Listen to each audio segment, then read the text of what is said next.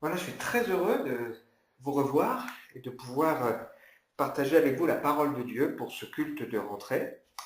Et surtout en poursuivant notre découverte, ce qu'on a déjà abordé depuis quelques semaines, la découverte du secret du bonheur à travers le premier discours de Jésus dans l'évangile de Matthieu, où les foules se sont rassemblées parce qu'elles ont déjà vu Jésus qui faisait différents miracles. Et Jésus va commencer, on imagine que le calme était là, en se disant mais qu'est-ce qu'il va bien pouvoir dire? Et le premier mot que Jésus va prononcer, c'est le mot heureux. Donc on va continuer notre étude, vous l'avez compris, des béatitudes ou des belles attitudes. Sans doute l'un des passages les plus connus et les plus méconnus de la Bible. Beaucoup de gens sont capables de citer, en tout cas heureux les pauvres en esprit, sans pour autant mesurer ce que cela signifie. Donc Jésus va révéler ici le secret du bonheur. Qui, au milieu de nous, n'a pas envie d'être heureux? C'est Blaise Pascal qui dit que tous les hommes cherchent à être heureux, cela sans exception, c'est le motif de toutes les actions des hommes. À moins de souffrir d'une maladie qui s'appelle la chérophobie. La chérophobie, c'est ce qu'on appelle le syndrome de la peur d'être heureux. Il y a des gens pour qui imaginent que être heureux, c'est comme s'il y avait un potentiel, et si on vit des moments de joie, alors sans doute que derrière, on va vivre des moments d'angoisse, des moments de difficulté, des moments de peine. Et finalement, ils n'arrivent pas à être heureux. Je pense aussi à ce texte où l'apôtre Paul dit « J'ai appris à être heureux ». Il y a des gens qui, lorsque tout va bien, ils sont toujours en train de se projeter, ils n'arrivent pas à profiter du moment présent, parce qu'ils sont toujours en train de se projeter, d'imaginer quelque chose qui pourrait arriver. Et il est important pour nous d'apprendre aussi à être heureux. C'est aussi ce que montre Jésus à travers ce passage. Et c'est pour nous une bonne nouvelle, parce que ça fait partie du message de l'Évangile, un message important, puisque c'est ce premier message que Jésus va laisser, mais en même temps c'est une bonne nouvelle parce que ça montre, ça nous rappelle que le bonheur dépend de nous. Heureusement que Jésus, dans ce texte que nous allons relire dans quelques instants, n'a pas dit heureux ceux qui habitent en Israël, ou heureux ceux qui sont nés telle année, ou heureux ceux qui sont des hommes par rapport à des femmes, heureux ceux qui sont en bonne santé, heureux ceux qui sont riches, heureux ceux qui ont des frères et sœurs, ou des enfants. Mais il les montre ici que le secret du bonheur dépend de nous, il dépend d'un changement possible, il dépend de disposition du cœur, et surtout, il dépend de l'intervention de Dieu. D'une certaine manière, c'est le rappel que ce qui se passe à l'intérieur se voit aussi à l'extérieur. Ça nous invite à nous poser la question, quelle place on est prêt à donner à Dieu dans nos vies? Pas question ici de religion. Il n'est pas question ici de pratiques compliquées. Il est question ici de laisser Dieu agir et transformer nos cœurs et nos vies. Parce que le secret du bonheur dépend aussi de l'intervention de Dieu dans nos vies. On ne peut pas être pleinement heureux sans Dieu. C'est ce que nous montre ce texte. On a déjà eu l'occasion de le dire plusieurs fois. Hein. Il y a plusieurs définitions au mot bonheur. Des circonstances qui aboutissent à notre bien, qui est-ce qui peut le garantir? Si ce n'est la parole de Dieu qui nous dit que toutes choses concourent ensemble au bien de ceux qui aiment Dieu. Même les événements qui sont difficiles de nos vies, Dieu les fait concourir à notre bien. Si nous aimons Dieu et si nous recherchons à faire ce qu'il attend et ce qu'il veut de nous. On a vu qu'une deuxième définition, c'est un bien-être profond et durable. Qui est-ce qui peut nous assurer ce bien-être intérieur profond et durable? Et on a vu aussi que c'est l'état d'une conscience pleinement apaisée, qui est celui qui peut apaiser notre conscience, si ce n'est Dieu, en nous assurant de son pardon, en nous assurant du fait qu'il nous est aujourd'hui favorable. Alors, le 2 août, nous avons eu un café-échange chez Bernadette et on a vécu vraiment un moment très intéressant. On avait avec nous deux amis, Dominique et Mireille. C'était intéressant à plusieurs égards. Déjà parce que on a vu qu'on a vécu un moment qui est un travail d'équipe. Dominique, en particulier, a pu exprimer sa joie et son étonnement et sa découverte. Et quelque part, elle a rendu témoignage de ce travail d'équipe. Elle a dit, Joël m'a invité, donc plusieurs fois, et là, elle a invité au Café Échange. Bernadette, elle nous a reçus dans sa maison. Moi, j'ai pu apporter du fond, de la matière à notre échange. Et puis, Brandon, qui était aussi avec nous, a pu donner quelques mots de son témoignage. Il a expliqué simplement comment, à un moment donné, il en était arrivé à se tourner vers Dieu. Et Dominique, de lui dire que la vie et le témoignage de ce jeune, Brandon, l'a marqué, en disant, tu rayonnes, tu as quelque chose, quelque part, tu as vécu quelque chose avec Dieu et avec une forme d'envie. Et lorsque nous sommes repartis, j'ai reconduit ma belle-mère, puis après j'ai reconduit Brandon, et on a ri tous les deux dans la voiture. C'est un peu comme si, à travers ce témoignage, Dieu montrait à cet ami qu'il voulait faire quelque chose de formidable dans la vie des gens, il pouvait faire quelque chose dans la vie des gens, et comme si à un moment donné, elle se disait, alors tu vois ça, ce que certains vivent, ben, c'est pas pour toi. Heureusement que Dieu ne fonctionne pas ainsi. Le bonheur que Dieu nous donne de le rencontrer, c'est un bonheur qui est accessible pour tous, même si l'expérience de l'un n'est effectivement pas l'expérience de l'autre. Et effectivement, on a vu un cheminement dans la vie de cette amie, Dominique. Elle a expliqué à la première réunion elle avait des gens avec qui elle était en colère, elle ne voulait pas pardonner. Et à la deuxième réunion, elle a pu exprimer le fait qu'elle avait décidé de pardonner. Et de la joie qu'elle avait découvert par ce pardon, du soulagement à un travail qui se fait dans son cœur. Le bonheur qu'on évoque est possible pour chacun de nous, mais il passe bien évidemment par la paix. Un jour, des chrétiens d'une église ont fait un sondage à l'époque de Noël et ont demandé aux enfants qu'est-ce qu'ils voudraient pour Noël. Alors bien sûr, il y a eu toutes sortes de réponses et il y a un enfant qui a fait cette réponse, que mes parents ne se fassent plus la guerre, qu'il y ait la paix à la maison. On imagine bien que le bonheur sans la paix, ce n'est pas possible. C'est ce que nous allons aussi aborder ensemble ce matin. Alors je vous invite déjà à relire ces béatitudes ou ces 9 belles attitudes qui sont présentées par Jésus. Matthieu chapitre 5, versets 1 à 12. Je projette le texte. À la vue de ces foules, Jésus monta sur la montagne. Il s'assit et ses disciples s'approchèrent de lui.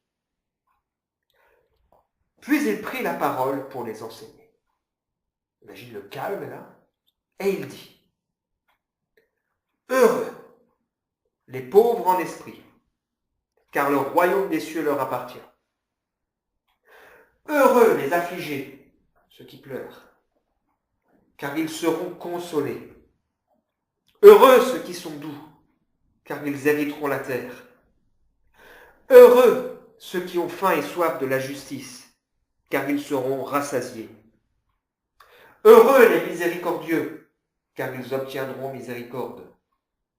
Heureux ceux qui ont le cœur pur, car ils verront Dieu. Et enfin, ce que nous allons voir ce matin, heureux ceux qui procurent la paix, car ils seront appelés fils de Dieu. Alors on va aborder ce sujet de la même manière que les fois précédentes. On va faire quelques remarques sur ce verset, puis ensuite on essaiera de voir ensemble quelques 3 sens que l'on peut donner à cette expression. Et peut-être que pour introduire déjà ce sujet, on peut se poser cette question. Que dit-on de nous? Question ici d'être appelé enfant de Dieu. Que dit-on de nous?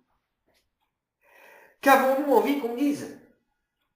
Formidable, il est riche. Formidable, ce garçon, il est beau, il est intelligent, il est brillant. Qu'est-ce qu'on a envie de dire de nous? Qu'est-ce qui fait finalement la chose la plus importante dans la vie de quelqu'un? Quel titre pourrait être meilleur que celui de fils de Dieu? Alors on va faire ensemble quelques remarques. Première remarque, c'est que la paix est quelque chose d'indispensable. Qui est-ce qui au milieu de nous aurait envie de vivre aujourd'hui en Syrie, là où il y a la guerre? Qui est-ce qui au milieu de nous aurait envie de travailler dans une entreprise où règnent les tensions, avec un patron, un chef qui soit un despote, avec des collègues sournois et méchants qui se tirent dans les pattes.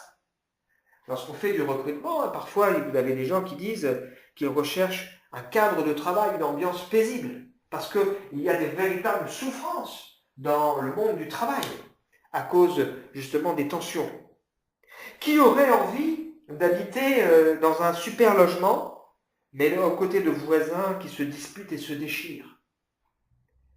Qui aurait envie de vivre à côté de gens qui cherchent des querelles?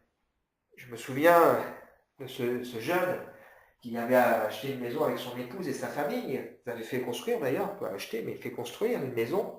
Tout était formidable et il y a eu des tensions avec le voisin. Et le voisin avait mis en limite de sa propriété un panneau dans lequel il avait dessiné un rat avec la tête de ce monsieur. Il y a des gens qui sont capables d'aller très loin dans la méchanceté. Qui a envie d'être dans une famille où c'est la guerre, où il y a la jalousie, la médisance, les critiques?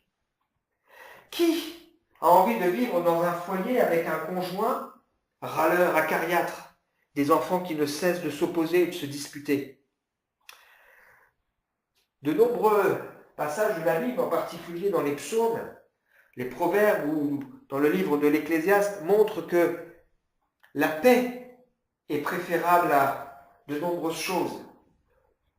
Mieux vaut la paix ou mieux vaut le peu du juste que l'abondance de beaucoup de méchants.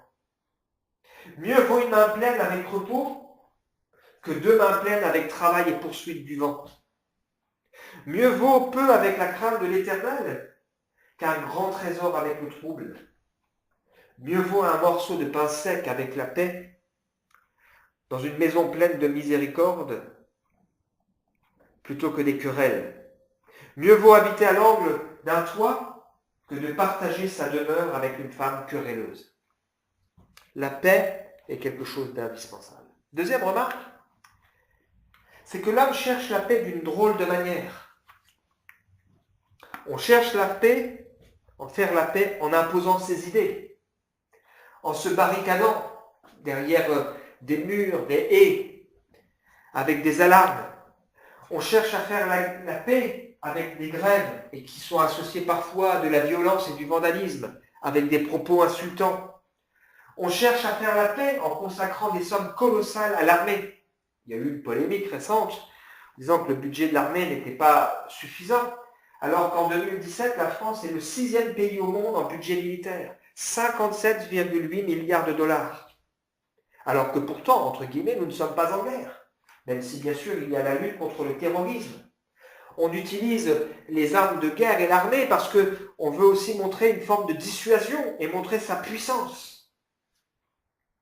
Vous savez qu'il existe un indice, le Global Peace Index, qui est classement des pays selon leur degré de paix, qui a été établi par un journal qui s'appelle The Economist et un jury d'experts qui font partie d'Instituts sur la paix. Donc ce classement se fait sur plus de 160 pays depuis 2007, classe le niveau de sécurité, l'impact de la violence sur l'économie, etc. La France est 51e. Et d'après ce classement, il y a seulement 10 pays qui peuvent être considérés, sur les 160, comme étant sans conflit. C'est dire combien la guerre est présente un peu partout. L'homme cherche la paix sans Dieu, parfois par la dissuasion. Il y a ce texte du livre du Deutéronome qui dit que personne ne dise « j'aurai la paix quand je suivrai les penchants de mon cœur ». C'est pas possible. Il y a une promesse dans l'Écriture qu'on retrouve dans le livre du prophète Ésaïe ou dans Michée, c'est qu'on apprendra un jour, on n'apprendra plus à faire la guerre. Mais cette promesse, elle ne parle pas forcément du temps présent. Elle parle d'un moment où Dieu manifestera sa puissance et sa grâce d'une manière toute particulière. Parce qu'effectivement, aujourd'hui, on cherche tellement à faire la guerre. Aujourd'hui, on se soucie de moins en moins du bien, selon Dieu. On fixe ses propres règles pour savoir ce qui est bien, ce qui est juste.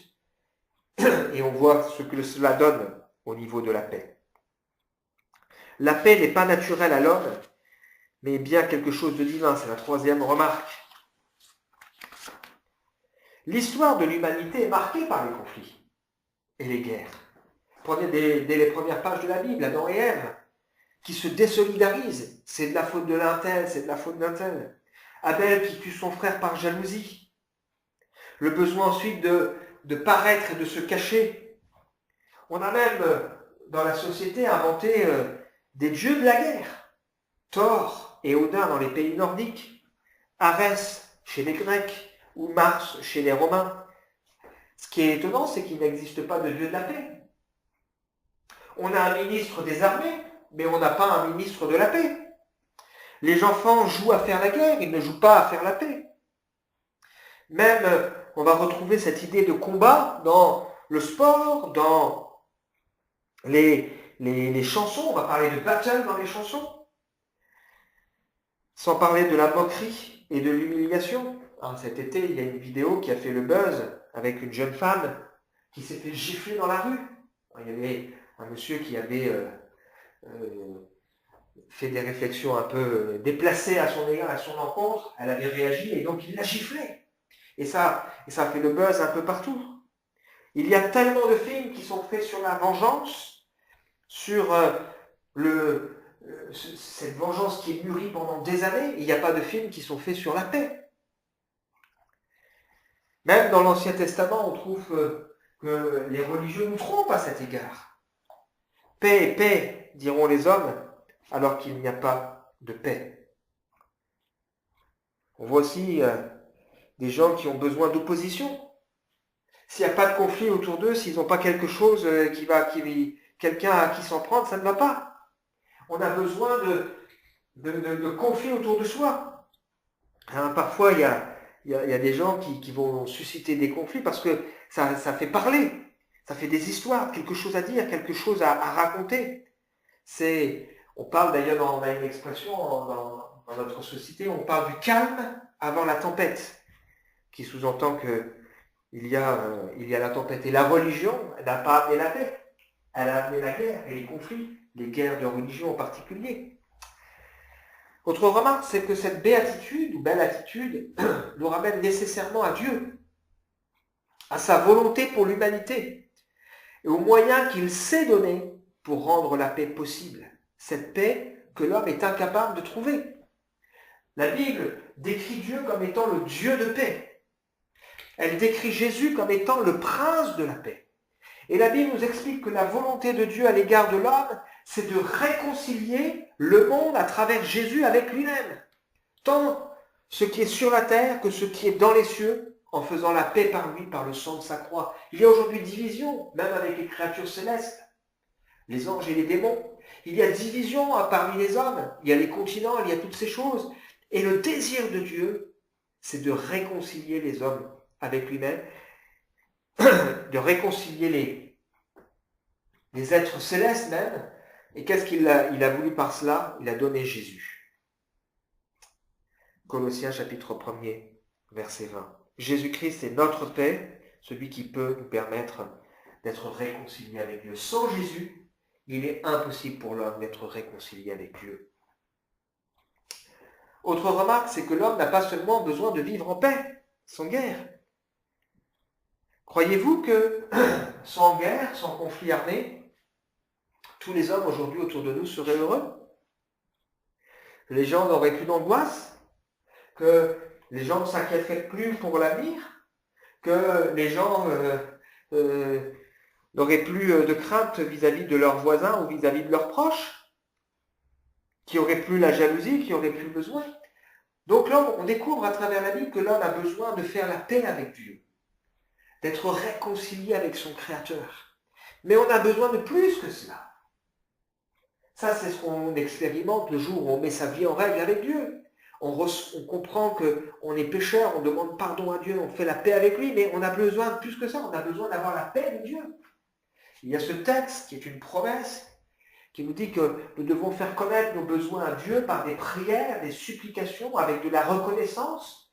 Et il y a cette promesse, la paix de Dieu, qui surpasse toute intelligence, gardera vos cœurs et vos pensées en Jésus-Christ. Ça veut dire quoi? Ça veut dire qu'à un moment donné, on a des fardeaux, on a des poids, qu'il nous faut apprendre à déposer pour que Dieu nous remplisse de sa paix, une paix qui même arrive lorsque la circonstance n'est pas encore réglée. Parfois, il s'écoule du temps entre le moment où on fait connaître nos besoins à Dieu. C'est pour ça que la Bible d'ailleurs évoque ici l'idée de supplication. On prie avec intensité pour dire « Seigneur, interviens dans cette situation, donne-moi cette paix, je veux me décharger sur toi. » Et quand on expérimente cette paix, waouh, qu'est-ce que ça fait du bien. J'ai plusieurs fois dans ma vie, je peux même dire régulièrement, vécu cette circonstance où il y a des choses qui sont un poids sur mon cœur. Et il y a des moments même où c'est difficile de prier quand on fait cet effort de se placer devant Dieu, d'ouvrir son cœur, de se laisser sonder, de parler à Dieu avec vérité. À un moment donné, on ressent cette paix qui nous envahit. Et c'est vrai que ce texte nous dit qu'il faut supplier Dieu. Mais il évoque aussi l'idée qu'il y a des actions de grâce, c'est-à-dire qu'à un moment donné, c'est faire connaître nos besoins sans oublier de remercier Dieu, sans oublier de considérer qu'il est Dieu, sans apprendre à se décharger sur lui. Donc on a besoin de faire la paix avec Dieu. On a aussi besoin de recevoir la paix de Dieu. Et le texte de Philippiens va plus loin, Philippiens 4, il nous parle aussi d'avoir le Dieu de paix avec nous, c'est-à-dire Dieu qui approuve notre façon de vivre et notre façon d'être. Que tout ce qui est vrai, tout ce qui est pur, tout ce qui est juste, tout ce qui est vertueux, digne de louange, soit l'objet de vos pensées. Et le Dieu de paix sera avec vous, nous dit ce texte. C'est-à-dire l'approbation de Dieu sur nos cœurs et sur nos vies. Et puis, l'homme a besoin aussi d'être réconcilié avec lui-même, de s'accepter tel qu'il est. David dit dans le psaume 139, « Je te loue de ce que je suis une créature si merveilleuse. » Je ne crois pas que quand David dit cela, il le dit en pensant qu'il est particulièrement bien fait. Il est particulièrement joli. Il n'évoque pas seulement ici, je pense, le côté merveilleux du corps humain. Et je pense qu'il évoque ici l'idée qu'il s'acceptait tel qu'il est devant Dieu. Et il accepte ce que Dieu a fait de lui. Il est réconcilié avec lui-même d'une certaine manière.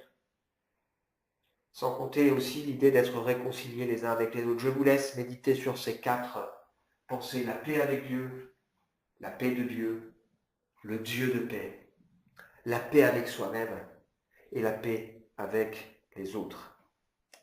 Jésus parle ici d'une relation fructueuse et restaurée qui va conduire à l'utilité. Alors, une fois de plus, l'ordre des attitudes, belles attitudes, est important parce qu'elles sont complémentaires et progressives. On a vu ensemble les pauvres en esprit, c'est-à-dire ceux qui reconnaissent qu'ils ont besoin de Dieu dans leur vie parce que c'est la porte ouverte pour le salut, le royaume des cieux. Ceux qui acceptent de pleurer, ceux qui sont affligés pour être consolés par Dieu, recevoir ce pardon. On a vu aussi ceux qui sont doux, qui hériteront les promesses, qui hériteront la terre. Il y a dans cette idée de la terre, c'est l'idée des promesses, c'est-à-dire ceux qui acceptent d'écouter avec docilité le message de Dieu et de l'accepter dans leur vie, l'autorité de Dieu, l'autorité de sa parole. On a vu aussi qu'il faut avoir soif et faim de la justice. Et puis on a vu aussi que ça nous parle aussi des relations avec les autres, les miséricordieux pour obtenir miséricorde, et puis enfin, le plus important, le cœur pur qui permet de voir Dieu et qui nous parle de la communion avec Dieu. Parce que qu'est-ce qui est le plus important si ce n'est notre qualité de communion avec Dieu? Et ici, on va encore plus loin. Heureux ceux qui procurent la paix, car ils seront appelés fils de Dieu. C'est la reconnaissance de ce que nous sommes, c'est la reconnaissance d'une possibilité d'être utile entre les mains du Seigneur. Jésus n'hésite pas à dire que ceux qui croient en lui, des fleuves d'eau vive jailliront de son sein jusque dans la vie éternelle. C'est-à-dire qu'à un moment donné, c'est pas seulement ce qu'on vit avec Dieu, mais aussi c'est le fait d'être une bénédiction pour d'autres. Ceux qui procurent la paix, ils seront appelés fils de Dieu. Joël nous a envoyé il y a quelque temps des nouvelles de Marcel Georgel, qui, vous savez, qui a un travail auprès des femmes victimes de la traite humaine sur Nantes, un ministère auprès de ces femmes. C'est un travail difficile. Et il a envoyé donc un petit bilan depuis quelques années de ces quelques femmes qui ont vraiment changé de vie. Et je vous assure qu'en lisant ces témoignages de ces femmes, j'étais ému. J'avais envie de pleurer, de voir l'œuvre de Dieu. Oh, ça n'a pas été forcément facile. Il y a eu des larmes, il y a eu des échecs aussi, oui. Mais quand on voit des gens comme ça qui font une telle expérience, quelle joie de voir cette transformation de cœur et cette transformation de vie. La paix qui est évoquée ici, ce n'est pas l'inactivité. Bien sûr que ça parle de calme et de sérénité. Ce n'est pas, mais ce texte nous parle d'utilité. Ce n'est pas une vie monotone, sans projet, mais c'est entrer dans le service de Dieu. Finalement, ça renvoie à l'idée de porter du fruit. Peut-être qu'on peut se poser cette question. Quel fruit est-ce qu'on porte aujourd'hui? Être appelé enfant de Dieu. Et finalement, derrière cette simple phrase, se cache une multitude de miracles. Est-ce que nous sommes capables de procurer la paix par nous-mêmes? Non, il faut une œuvre de Dieu dans le cœur. Est-ce que nous sommes capables par nous-mêmes d'être appelés enfants de Dieu? Non. Est-ce que nous sommes capables par nous-mêmes d'avoir la force de trouver les mots pour rencontrer les gens? Non. Il y a ici une multitude de miracles que Dieu veut accomplir. Et quelle joie lorsque l'on peut vivre ces choses. Alors on va voir maintenant 3 sens que l'on peut donner à ce verset, à ce passage pour nous. Le premier sens, c'est que la paix de l'homme avec Dieu se fait par la folie de la prédication et du témoignage. C'est ce que j'ai dit à Dominique lors de notre café-échange. J'ai dit la folie de Dieu, c'est que Dieu a choisi de se révéler aux hommes et aux femmes à travers d'autres hommes et de femmes qui leur rendent témoignage. Comment invoqueront-ils celui en qui ils n'ont pas entendu parler? Comment en entendront-ils parler s'il n'y a personne qui est envoyé? Comment y aura-t-il des gens qui seront envoyés? Et comment y aura-t-il des gens qui parlent si tout le monde se tait? C'est ce que nous rappelle l'épître de Paul aux Romains. Ils sont beaux les pieds de ceux qui annoncent le message de l'Évangile. Il y a de la joie quand on rend ce témoignage et qu'on voit qu'il y a quelque chose qui se passe dans le cœur et dans la vie des gens. La paix de l'homme avec Dieu se fait par la folie de la prédication et du témoignage. Je me souviens, lorsque j'étais jeune homme, j'avais un ami proche et j'aimais beaucoup aller chez lui. Il vivait avec sa mère et sa grand-mère, ce pas des gens qui avaient forcément une vie facile, mais on ressentait dans cette maison une ambiance de paix, une ambiance de sérénité. C'était une maison dans laquelle on aimait aller, parce que simplement on sentait qu'il y avait quelque chose, un état d'esprit différent, un témoignage qui était rendu. D'ailleurs, ma mère pouvait dire de cette collègue, qui était une collègue de travail, elle disait, cette femme, elle a quelque chose que moi je n'ai pas. Dans ses difficultés, elle a quelque chose que moi je n'ai pas. Beaucoup de gens peuvent dire, donner leur avis sur Dieu, peuvent donner des conseils, mais qui pourra parler de ce qu'il vit avec Dieu? Cette foi qui change tout, ce sera le thème de notre conférence que nous aurons le 22 septembre. La paix qui rayonne, le visage qui se détend et qui donne envie à d'autres de découvrir ce que nous avons. Finalement, ici, ce qu'on évoque, c'est le deuxième point, c'est ce que j'appelle l'évangélisation par débordement. Il n'est pas question ici de la paix bouddhiste. Vous savez, cette paix bouddhiste que les gens vont rechercher, la paix intérieure pour soi. Mais il est question ici de quelque chose qui rayonne sur les autres. Parce qu'il y a un principe dans la parole de Dieu, c'est qu'on ne peut donner que ce qu'on a reçu. Et quand on a reçu quelque chose avec Dieu et quand dans nos cœurs, ces choses-là, elles bouillonnent, eh bien on a envie aussi de les partager autour de nous.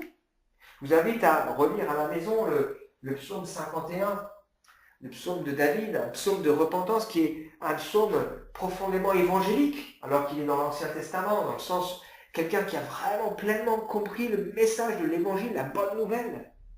Quelqu'un qui a compris l'importance de reconnaître devant Dieu et de s'humilier devant Dieu et de recevoir à nouveau la joie du salut.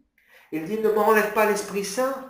Et il dit tout de suite, je raconterai autour de moi ce que tu as fait dans ma vie. C'est-à-dire, j'aurai le désir de partager ce que j'ai vécu moi-même et ce que j'ai reçu.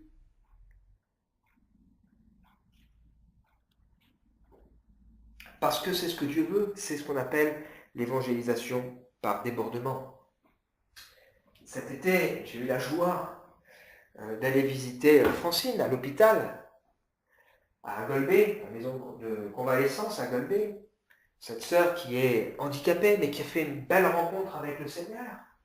Et je pense que je lui ai fait du bien dans la visite que j'ai pu avoir avec elle, mais elle aussi, elle m'a fait du bien dans cet échange que nous avons eu. Et j'ai vu là une sœur qui a eu à cœur de rendre témoignage simplement autour d'elle, au personnel médical ou à des gens qui étaient là aussi dans une situation précaire. Elle a rendu témoignage en particulier à une dame âgée qui était dans la chambre juste à côté et qui avait contact avec le message de l'évangile, mais en même temps des gens qui essayaient d'attirer vers l'erreur, et elle a pu lui parler de ce qu'elle vit. C'est l'évangélisation par débordement.